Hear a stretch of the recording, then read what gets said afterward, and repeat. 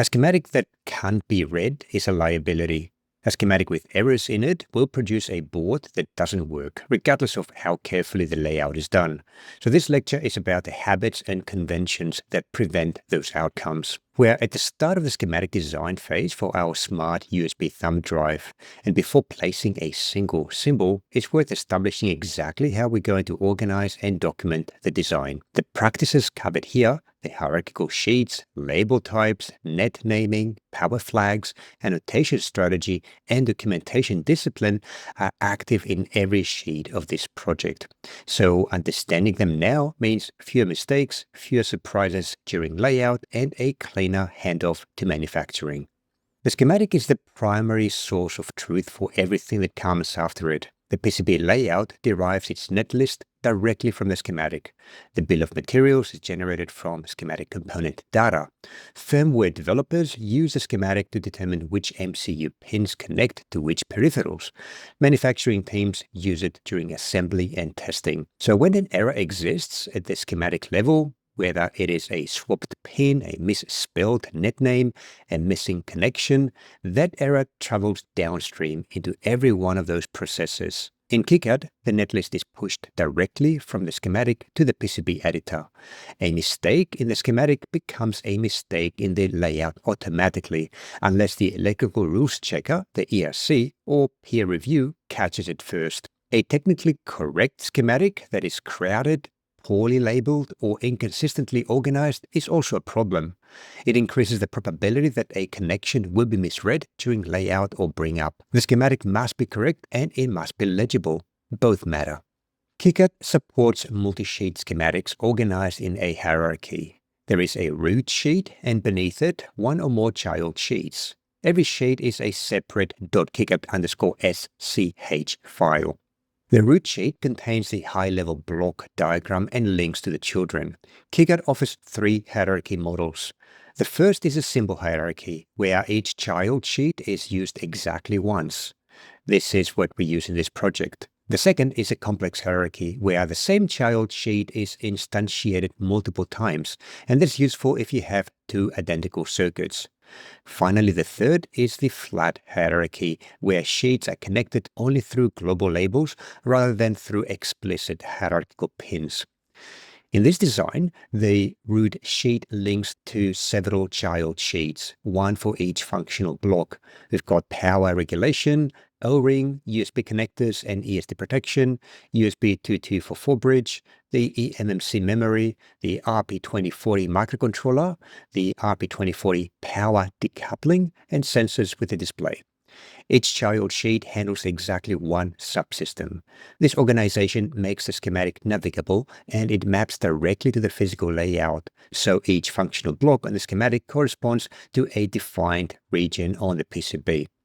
In KiCad, you navigate the hierarchy using the Hierarchy Navigator panel on the left toolbar. It shows the full sheet tree at a glance and lets you jump to any sheet with a single click. KiCad has 3 label types, and choosing the wrong one is a common source of silent connection errors in hierarchical designs. The first one is the net label. The hotkey is L, and it's a local label. It connects signals only within the sheet it's placed on. If you place a net label called reset on sheet 3 and another called reset on sheet 7, they're on completely separate, unconnected nets. And this is correct behavior, but it trips up designers who expect local labels to behave like global ones. The second one is the global label, which has the hotkey Control L, and it connects across all sheets. Every global label with the same name anywhere in the schematic is on the same net. Power symbols like +3V3 and GND behave exactly like global labels. This is how power rails are distributed across sheets without drawing explicit wires between them. And finally, we've got the hierarchical label, which has the hotkey H, and this is placed inside a child sheet and creates a named port at the sheet boundary. On the parent sheet, you import it as a sheet pin.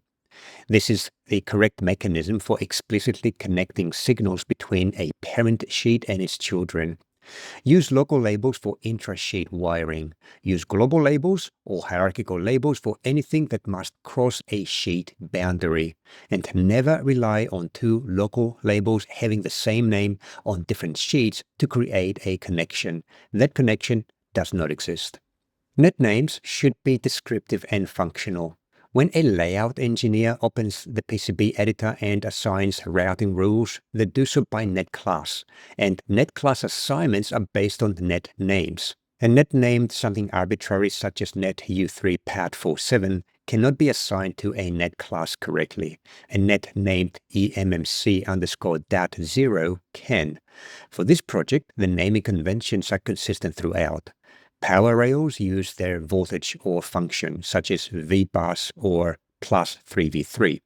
USB differential pairs are named per port, such as USB 1 underscore DP, USB 1 underscore DM, and so on. The eMMC bus signals are named with the eMMC underscore prefix, such as eMMC underscore CMD or underscore CLK, and so on. The I2C bus uses I2C underscore SDA and I2C underscore SCL. The serial wire debug SWD signals are SWD underscore SWDIO and SWD underscore SWD clock CLK. This consistency has a direct consequence in layout. When we assign net classes later in this course, the USB differential pairs will be grouped by their USB prefix, the eMMC data bus by its eMMC prefix, and they will be automatically receiving the correct impedance and length matching rules. Good net names make that assignment mechanical rather than manual. The rule is this: every signal net that has a function should have a name that states that function. Auto-generated names like net R1 pad 2 are acceptable only for genuinely anonymous intermediate nodes, such as decoupling capacitors, for example. The ERC will raise a pin not driven error on any power net that has no component with a power output pin driving it. And this is not a bug, it's correct behavior. The problem is that certain real power sources don't have power output pins in KiCad's connectivity model. When power enters the board through a USB-C connector, the connector's VBus pin is typed as passive. KiCad has no way of knowing that this passive pin is actually delivering power. The power flag symbol solves this. It's a single pin symbol whose pin is typed as power output. Placing it on the VBus net tells the ERC that this net has a power source, and the error clears. This situation occurs in three specific cases in our design. First, power entering through the USB-C connector J1 and J101. The VBus needs a power flag. Second, power passing through a passive component. For example, ferrite bead FB2 sits between VBus and the USB 2244 supply input. The net on the downstream side of FB2 also needs a flag. Third, after the LM66100 O-ring circuit and the SY8253 ADC buck regulator, the plus 3V3 output net needs its own flag. We'll place the power flag adjacent to the actual power source on the schematic next to the connector or regulator output, and this keeps the intent readable. Don't suppress ERC errors that you don't understand. Suppressed errors can hide real connection problems. Annotation assigns a unique reference designator or refdes to every symbol. A symbol without a complete refdes, shown as R question mark or U question mark, for example, cannot be transferred to the PCB editor. The ERC will flag it.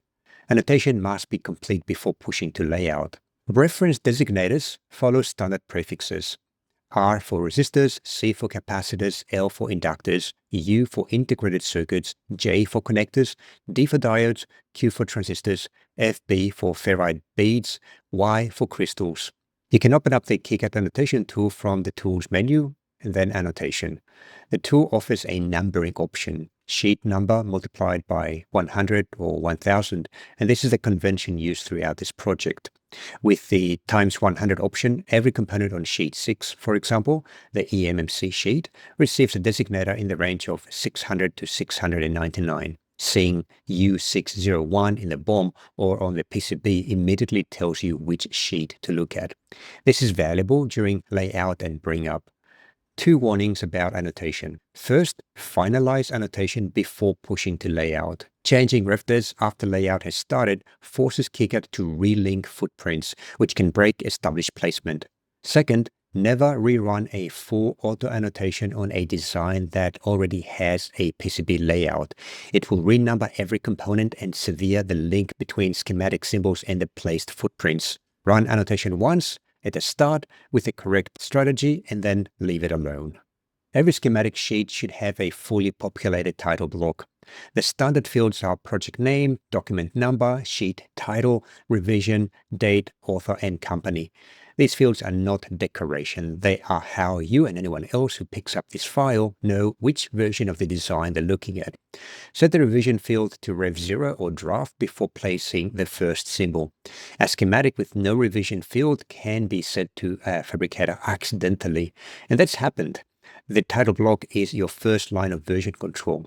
The root sheet in this project serves as a block diagram, a high-level view of the entire system architecture. This is what a layout engineer or firmware developer reads first. It tells them how the subsystems connect before they look at any individual sheet in detail. Within each sheet, use text annotations to document non-obvious design decisions.